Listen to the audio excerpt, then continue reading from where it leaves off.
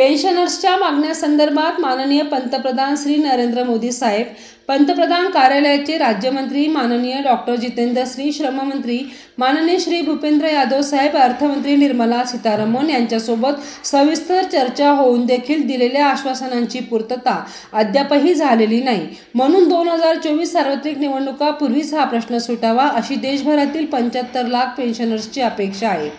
आज मिळणारे पेन्शन रुपये 750 ते रुपये 3500 रकमेइतके तुटपुंजे पेन्शन मिळत आहे, तर सरासरी पेन्शन रक्कम रुपये 1171 इतकी येते। पेन्शनर कर्मचाऱ्यांनी सेवेत असताना आपल्या कष्टाच्या कमाईतून सेवानिवृत्तीनंतर स्वाभिमानाने जगता यावे म्हणून सन 1995 पासून पेन्शन फंडात रुपये 417, रुपये 541 व रुपये 1250 इतकी रक्कम दरमहा गुंतवणूक केली आहे। त्या रकमेची व्याजासह आजची गोळाबेरीज केली तर ती रुपये 20 लाख होत आहे।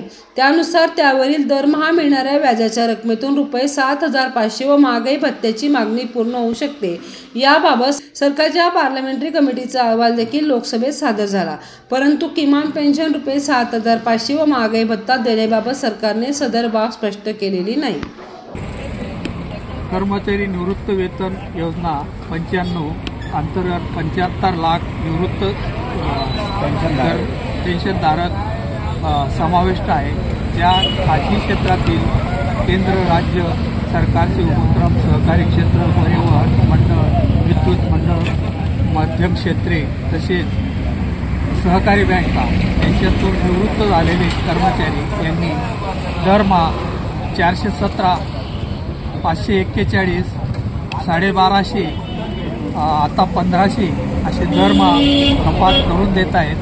म्हणजे सरकारने जसे जसे ठरवून दिले त्या टप्प्यात वाढ करून देत आहेत, पण तरीही आमच्या EPS पेन्शनरांना मिनिमम म्हणजे ॲव्हरेज 1250 पर्यंत पेन्शन मिळते। म्हणजे साधारणतः 500 ते 3000 पर्यंत पेन्शन या संघटनेत आम्हाला मिळते।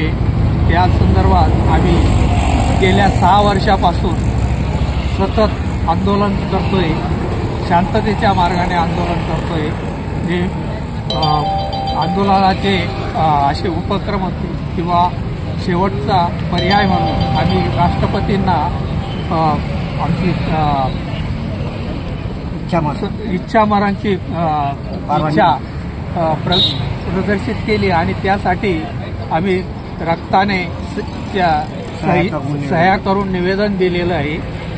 आता शेवटचं आमचं आंदोलन हे 7/12/23 पासून दिल्लीला सुरू झालं होतं। तिथे आमरण उपोषणही सुरू झालं। त्या वेळेला हिनाताई गावित, आपले डॉक्टर बाबासाहेब भामरे हे त्या ठिकाणी येऊन त्यांनी आम्हाला म्हणजे तुम्ही एवढे सिनियर लोक आहेत, तुमचा आम्ही सन्मान करतो, तरी उपोषण तात्पुरतं मागं घ्यावं एवढं आमची विनंती आहे। आम्ही तुमच्यासाठी प्रयत्न करत आहोत आणि ते प्रयत्नासाठी आता म्हणजे 2 वेळा त्यानंतर सुद्धा आणखी आमरण उपोषणला आम्ही बसलो होतो।